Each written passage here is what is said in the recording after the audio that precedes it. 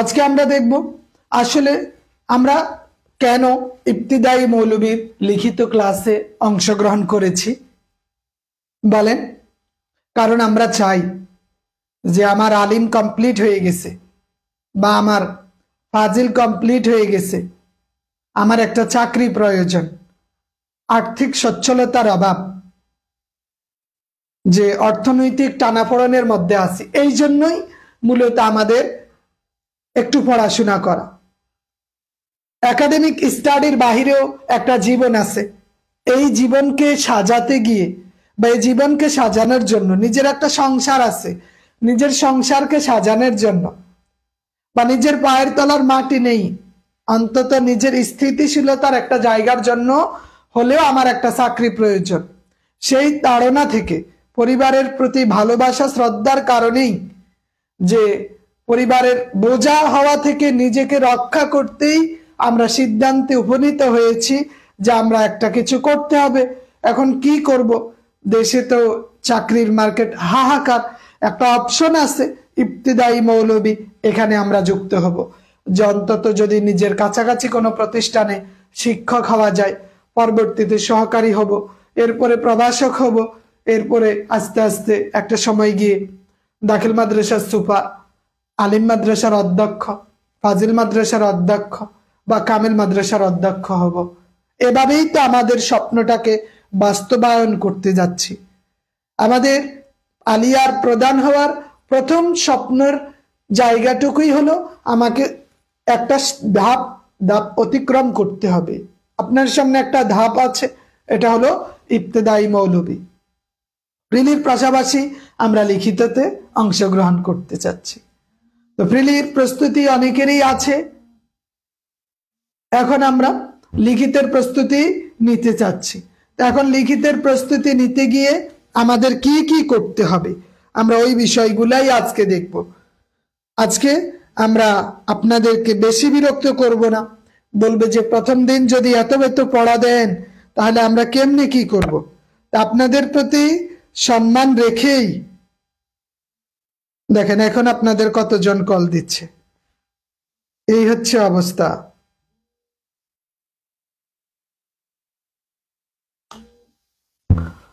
আমরা জানি প্রিলিতে কত নাম্বারের পরীক্ষা হয় বলতে পারবেন? প্রিলিতে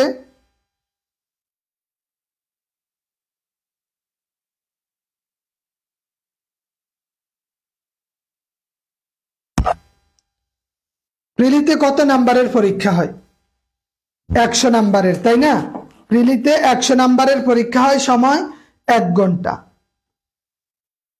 1 ঘন্টায় 100 নাম্বারের পরীক্ষা।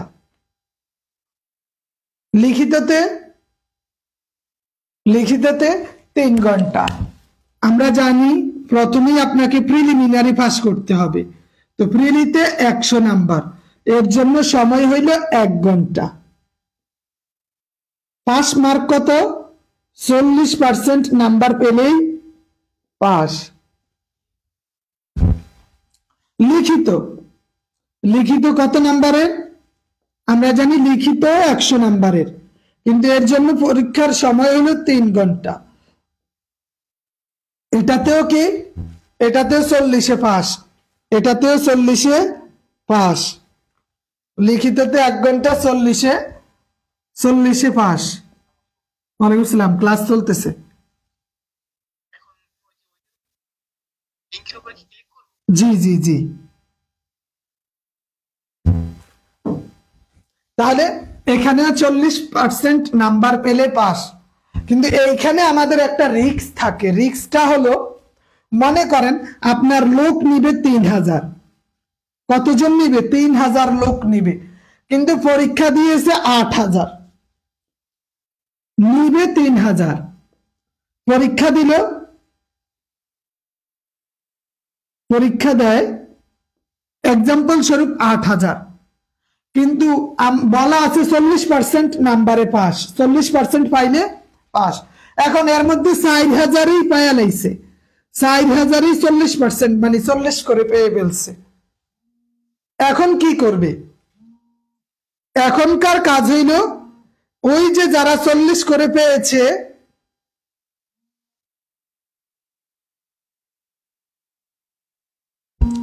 যারা 40 পেয়েছে এখন এইবার উপরের দিকে যাবে, এরা একটা সংখ্যা ধরবে, হয়তো 42 বা 45, গড়ে 45 করে ধরবে, ওই 45 করে ধরে ওরা 3000 নিয়ে নিবে।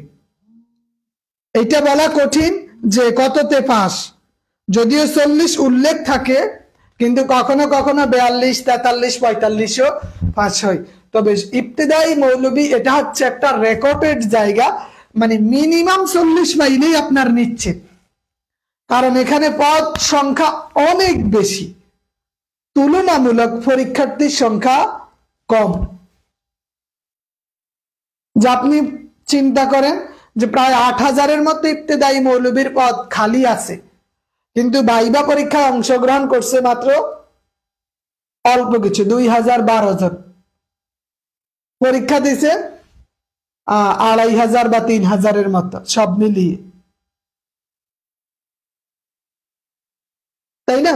তো এই জন্য এখনো আমরা জানি এই 2000 জন যদি নেয়, তারপরেও দেখবেন খালি কত থাকে,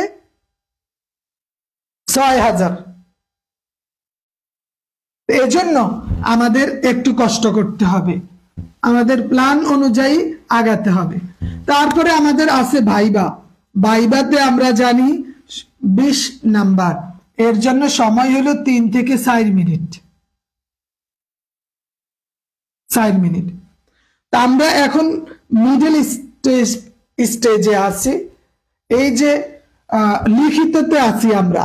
আমাদের লিখিত কয়টা বিষয় নিয়ে হবে? আমরা জানি লিখিত 100 নাম্বারের পরীক্ষা। কত নাম্বারের? 100 নাম্বারের। এর ফাঁকে আরেকটা বলি, ইবতিদায়ী মৌলবী এটা হচ্ছে 16তম গ্রেডের, 16তম গ্রেডের পদ, গ্রেডের 16তম গ্রেডের একজন কর্মকর্তা, কর্মচারী, 16তম গ্রেডে, সব মিলিয়ে 10,000-এর মতো বেতন।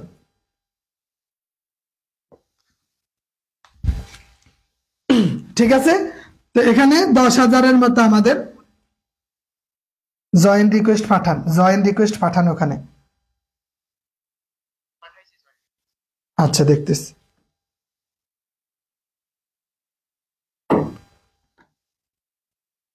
তো আমরা জানি এখানে কোরআন হাদিস,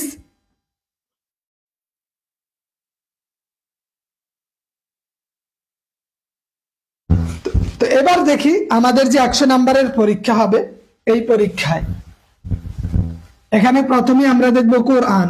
আমরা জানি কোরআনে কত নাম্বার বলতে পারবেন? কোরআন মাজিদে 40 নাম্বার, কোরআন মাজিদে 40 নাম্বার। 2 নাম্বারে তাজবিদ, তাজবিদে 20 নাম্বার।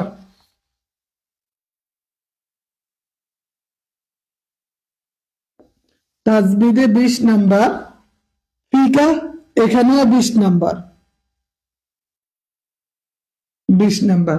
আর আরবিতে 20।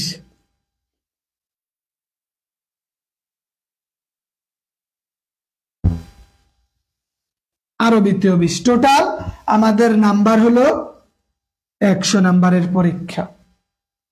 কিন্তু পাস মিনিমাম 50 পেতেই হবে। 50, আমাদের তো টার্গেট থাকবে যে 70, 75, 80-র উপরে থাকা। কারণ আপনি একজন পড়াশোনা না করে সে বলতে পারে যে আমি চেষ্টা করলে একটু পড়লে 50 পাবো, কিন্তু আপনি এতদিন আগ থেকে প্রস্তুতি নিচ্ছেন বা এতদিন আগে থেকেই প্রস্তুতি নিতেছেন, আপনি যদি বলেন 50 পেলেই চলবে না, আপনাকে পেতে হবে 75+। কেন আপনি 75+ পাবেন? 75+ পাইলে আপনার সুবিধাটা কি? যদি আপনি বেশি মার্কস পান, লিখিত নাম্বারেই আপনার নির্ধারণ করবে দূরত্ব। যেমন আমরা বলি না যে আপনি একটা প্রোডাক্ট কিনবেন, যে আপনার কাছে টাকার হিসাব, টাকা যদি বেশি থাকে, একটু প্রাইসটা ভালো থাকে, 2-4 হাজার টাকা আছে, সেই ক্ষেত্রে আপনি কি করবেন? ভালো জিনিসটা নিতে পারবেন, কিন্তু টাকার পরিমাণ কম, ওই প্রোডাক্টটাই নিতে চাচ্ছেন, তাহলে একটু নিম্নমানের আসতে হবে, ভেজাল আসবে, নানা প্রতিবন্ধকতা আসবে। এই লিখিত পরীক্ষার ক্ষেত্রেও একই রকম, যে আপনি যদি মনে করেন 75+ নাম্বার পান, আপনি আপনার বাড়ির পাশের খালি কোনো জায়গায় চাকরি পাবেন। কিন্তু আপনি যদি 40-এ বসে থাকেন বা 45-এ বসে থাকেন, তখন আপনি চাকরি আর কাছাকাছি পাবেন না, তখন আপনি জেলা পর্যায়ে চলে যেতে হবে, উপজেলা পর্যায়ে চলে যেতে হবে। আমি কথা বুঝাতে পারছি কিনা? যে নাম্বার যত বেশি তত বাড়ির কাছের প্রতিষ্ঠানে চাকরি হওয়ার সম্ভাবনাও বেশি। নাম্বার বেশি মানে বাড়ির কাছে চাকরি হবে এ কথাই ঠিক, নাম্বার কম বাড়ির কাছে চাকরি হবে না এটাই সত্য। কেন এই কথা বললাম? যে আপনার নিকটস্থ একটা প্রতিষ্ঠান, আপনার বাড়ির পাশে প্রতিষ্ঠানে পদ খালি আছে একটা, এখান আপনারা এই প্রতিষ্ঠানের আন্ডারে মনে করেন 60 জন অ্যাপ্লাই করছে, ওই প্রতিষ্ঠানে চাকরির জন্য 60 জন অ্যাপ্লাই করলো, তো 4 জনের মধ্যে যার নাম্বার বেশি তার চাকরি আগে, মানে তারটা এখানে হয়ে যাবে, যার নাম্বার কম তার চাকরি অন্য কোথাও হবে, এখানে হবে না। তো এই জন্য আপনার নাম্বারের জায়গাটা স্ট্রং করতে হবে। আপনার সাথে আপনার এলাকার আরো 2-1 জন প্রস্তুতি নিতেছে, বা আপনার পাশের ইউনিয়নেরও হতে পারে, আপনি জানেন না কিন্তু সে নিচ্ছে, তো ও যদি আপনি মনে করেন কষ্ট করে পড়াশোনা করে আপনি পাইলেন 60 এবং ও পাইল 61, দুইজনেই একই প্রতিষ্ঠানে চাহিদা দিছে, তাহলে ওই 61-র চাকরি হবে, 60 চাকরি হবে না।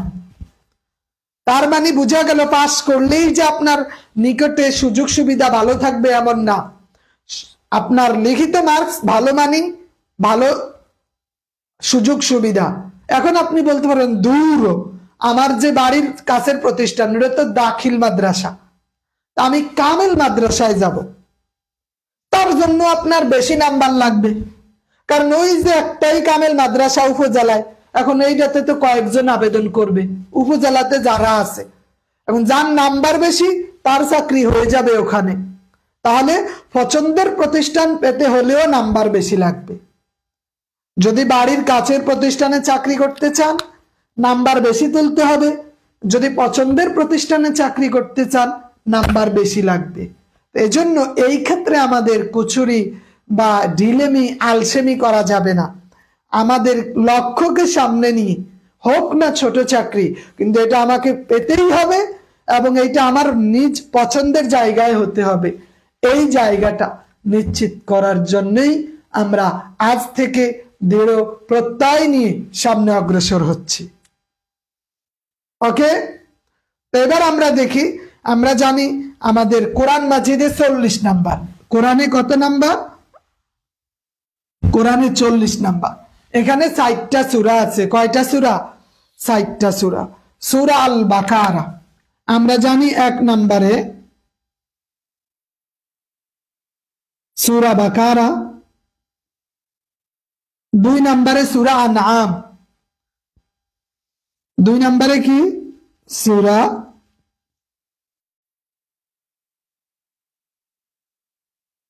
আনআম, 3 নম্বরে সূরা নিসা, নিসা, 4 নম্বরে সূরা তাওবা, তাওবা। এই 4টা সূরা থেকে আমাদের লিখিত পরীক্ষায় প্রশ্ন আসবে, প্রতি সূরা থেকে একটা আসবে, এটাই ঠিক। মিনিমাম মানে কি, এই সূরা বাকারা থেকে 10 নাম্বার, এখান থেকে 10, এখান থেকে 10, এইখান থেকে 10, তার মানে 60টা সূরা থেকে 40 নাম্বার। 60টা সূরা থেকে কয় নাম্বার? 40 নাম্বার। 40 নাম্বার নিশ্চিত। তাহলে সূরা বাকারা, সূরা বাকারা থেকে আমাদের অনুবাদে 5, অনুবাদে 5, সংশ্লিষ্ট প্রশ্ন 3, প্রশ্ন 3, তাহকিক এখানে হচ্ছে 2, টোটাল 10 নাম্বার। সূরা বাকারা থেকে 10 নাম্বার, সূরা নাম থেকেও এইটা, নিসা থেকে এইটা, সূরা তাওবা থেকে এইটা, তাহলে 4টা থেকে 4 10 কত নাম্বার? এখানে আমাদের 40 নাম্বার আছে। এই সূরা বাকারা কতগুলো আয়াত? প্রায় 3 পারা।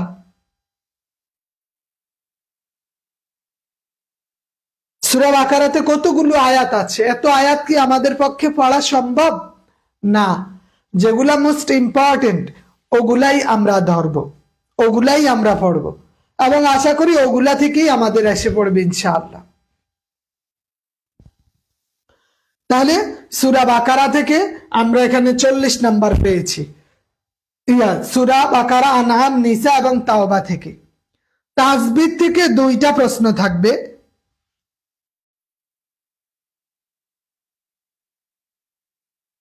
তাসবিহ এরপরে কোরআন মাজিদ গেল। এবার আমরা একটু তাসবিহটা দেখি। তাসবিহ থেকে 2টা প্রশ্ন। তাজবিদ এখানে 20 নাম্বার, 2টি প্রশ্ন।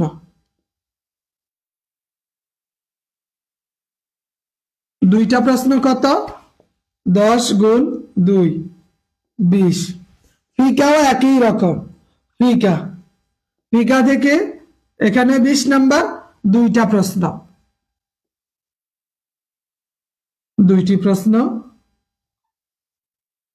এখানে 10 গুণ 2 সমান সমান 20। আর থাকে কি? আরবি।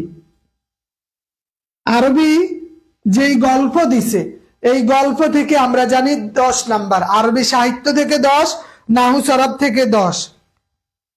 এখন এই আরবি প্রথম পত্র থেকে আমাদের অনুবাদ আছে। অনুবাদে আমরা জানি 4, অনুবাদে আরবি প্রশ্ন অনুবাদ। অনুবাদে 4, 2টা প্রশ্ন 6, 2টি প্রশ্ন 6, টোটাল কত? 10 নাম্বার। আপনার সরব থেকে 10, নাহু থেকে 10, এই টোটাল 100 নাম্বারের পরীক্ষা। কথা বুঝতে পারছেন?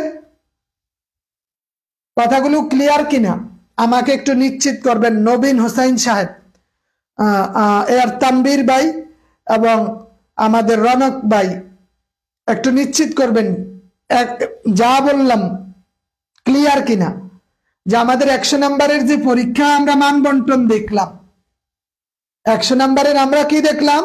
মান বন্টন দেখলাম।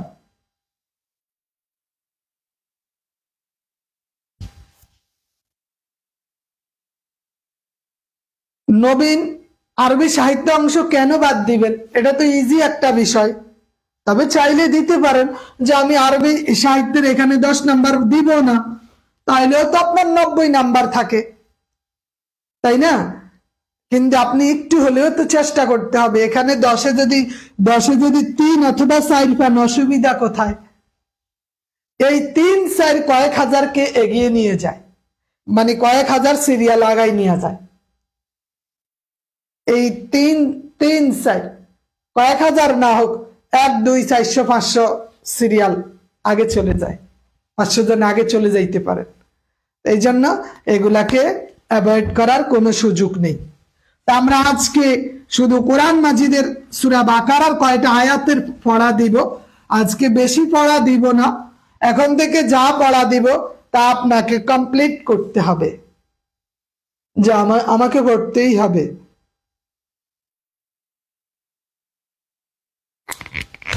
সূরা লিখে রাখবেন, সূরা বাকারা। সূরা বাকারা থেকে আমাদের পড়তে হবে যে 1 থেকে 5 আয়াত অর্থ সহ, 8 থেকে 10 আয়াত অর্থ সহ, এগুলা গুরুত্বপূর্ণ। 14 থেকে 15 আয়াত, তারপরে আপনার 19 থেকে 22, 26 থেকে 27, 19 থেকে 22, 26 থেকে 27। আমি আর দিলাম না, এখানে টোটাল 27 আয়াত পর্যন্ত এটার অর্থ সহ পড়তে হবে। আপনাকে এটা মাথায় রাখতে হবে। সূরা বাকারা থেকে, বাকারার প্রথম অংশ থেকে বেশি প্রশ্ন আসে। সূরা বাকারার প্রথম দিক থেকে একটা না একটা দেখবেন 1-2 আয়াত যেই কোনো এগুলা কমন চলে আসতে পারে। এইটা অর্থ সহ আমাদের পড়া নিশ্চিত করতে হবে। আগে আমরা প্রাথমিকভাবে একটু অর্থ সহ অনুবাদগুলা নিশ্চিত করে নেই। তাহলে সূরা বাকারার এই আয়াতগুলো আমাদের পড়তে হবে। এটা লিখে নেন, সূরা বাকারার আয়াতগুলো। এর জন্য কোন বই ধরবেন?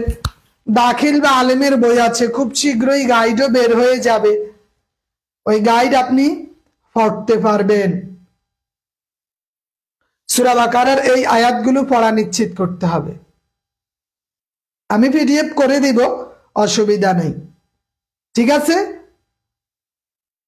ওকে, আচ্ছা, তাহলে সূরা বাকারার এইটুক আমরা একটু দেখব, নাকি আরেকটু বাড়াই দিব পড়া? বলেন, আপনারা চাইলে আমি পড়া বাড়াই দিব।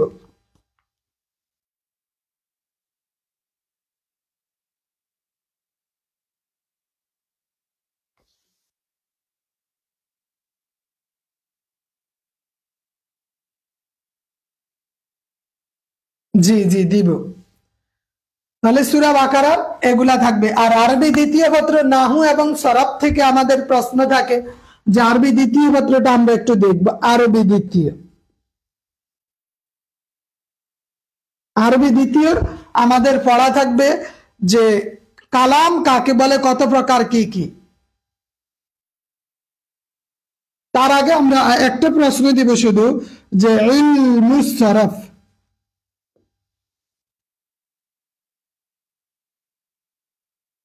কাকে বলে? ইলমুস সরফ কাকে বলে? আলোচ্য বিষয় এবং উদ্দেশ্য। সম্ভব হইলে আরবি টু আরবি পড়ার চেষ্টা করবেন।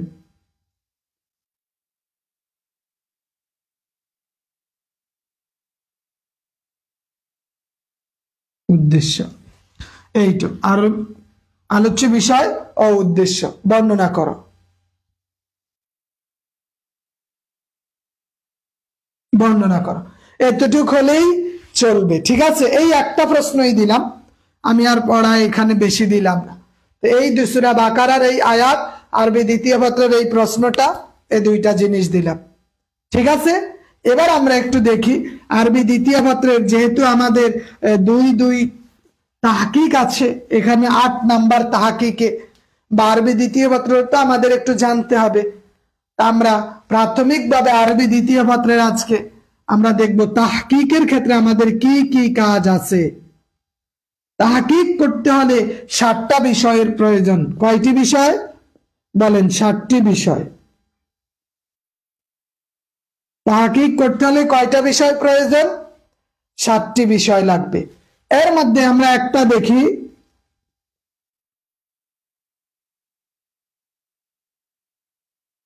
সিগা, বহস,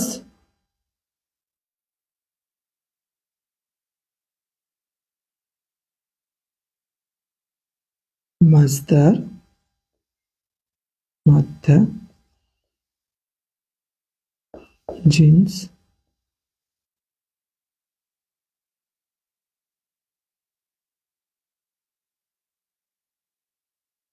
মাহানা। এই 7টা বিষয়ের নাম হলো তাহকিক। এই 7টা বিষয়ের নাম কি? তাহকিক। এই জিন্স আমরা একটা ক্লাসে এটা নিশ্চিত হতে পারবো, জিন্স আমাদের সহজ। মাহানা, এটা অর্থটা জানতে হবে।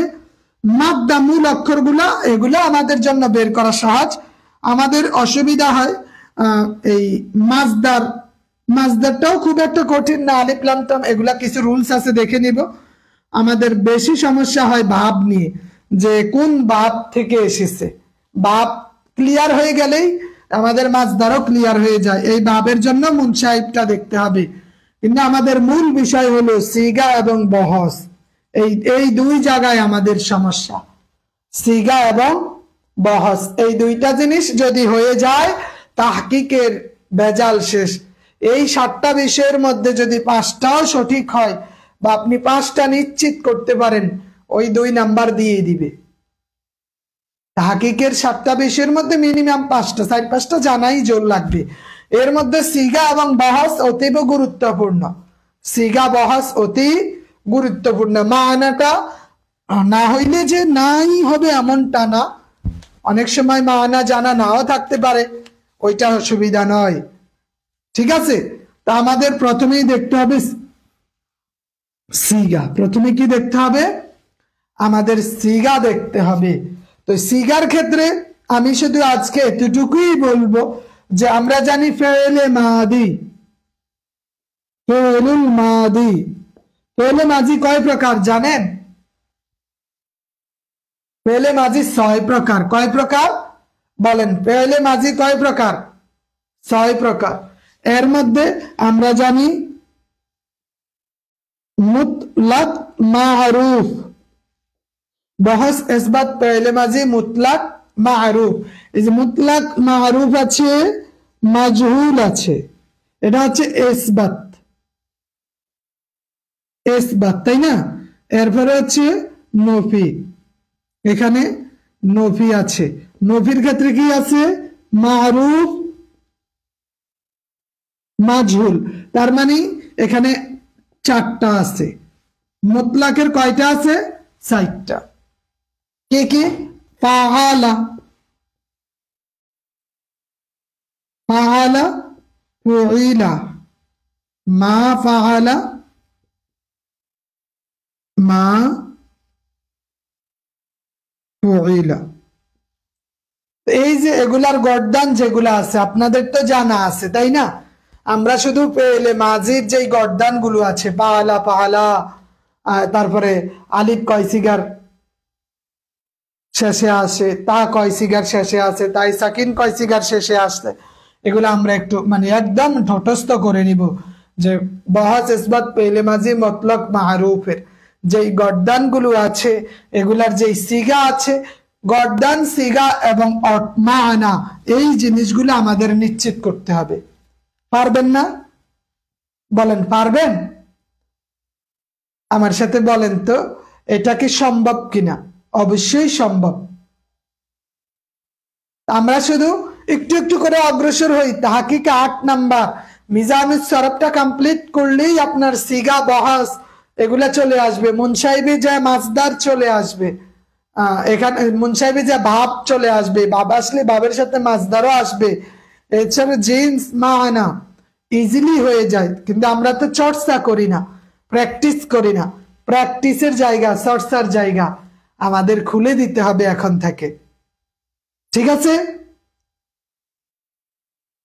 আজকের পড়া কি? কোরআন মাজিদ সূরা বাকারার যে কয়টা আয়াত দিলাম, ইলমুস সরফ আরবি 2য় পত্র থেকে, পাশাপাশি এই যে বহস ইসবাত পেলে মাজি মুতলাক মারুফ, মুতলাকটা শুধু আমরা পড়ে আসব। আমি আপনাদের কাছে এতটুকু আশাবাদী যে আমি যেই পড়াটুকু দেই আপনি এই জন্য পড়বেন কারণ আপনার স্বপ্ন শিক্ষক হওয়া, আপনার স্বপ্ন শিক্ষক হওয়া। আর আমার স্বপ্ন আপনি শিক্ষক হয়ে নিজেকে গর্বিত মনে করবেন, সেই জায়গাটা তৈরি করে দেওয়া। আপনি সামনে অগ্রসর না হলে আমার সফলতা বলে কিছু থাকবে না। আপনার জন্য আমার কার্যক্রম। তো অনুগ্রহ করে প্রত্যেকেই নিজ দায়িত্বে অন্তত একটু একটু করে হলেও পড়াটা এগিয়ে নিতে হবে। একটু একটু করে অগ্রসর করে নেন, পড়াটা পড়ে নেন। এটাই আপনার জীবনের একটা গুরুত্বপূর্ণ পাথে, ঠিক আছে? কারো কোনো কিছু বলার আছে কিনা আমাকে একটু বলবেন।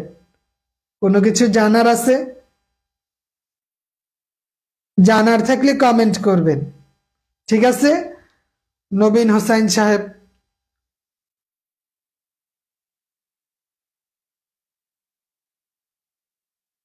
আমি আপনাকে শুধু বলে দিব পড়া আপনার কাছে, আপনাকেই পড়তে হবে, আপনাকেই শেষ করতে হবে।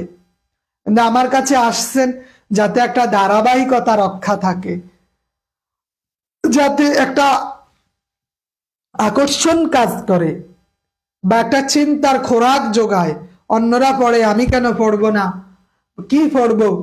বা আমার যে পড়া দিছে আমার একটু পড়া দরকার, নাইলে তো আমি অন্যের সাথে থাকতে পারবো না। ও এগিয়ে যাবে, আমি পিছিয়ে পড়বো।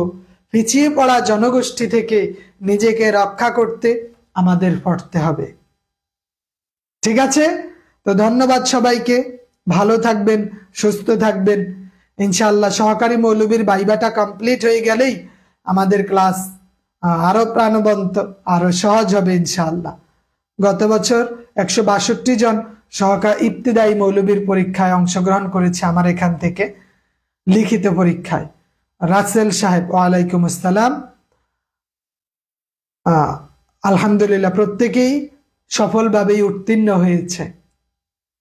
এবছর সহকারী মৌলবীতে ভাই অংশগ্রহণ করবে আমার এখান থেকে 1200, একজন দুইজন নয়। আপনাদের এই বেচটাই আমার সবচেয়ে অল্প সংখ্যক মানুষের। আশা করি আমরা তো চলা শুরু করলাম, চলার পথে অনেকেই আমাদের সাথে যুক্ত হবে, এত ভয়েরও কিছু নেই যে আমরা অ্যাডভান্স। যখন সার্কুলার আসবে আপনাদের সাথে অনেক মানুষ যুক্ত হবে ইনশাআল্লাহ। ঠিক আছে, আসসালামু আলাইকুম।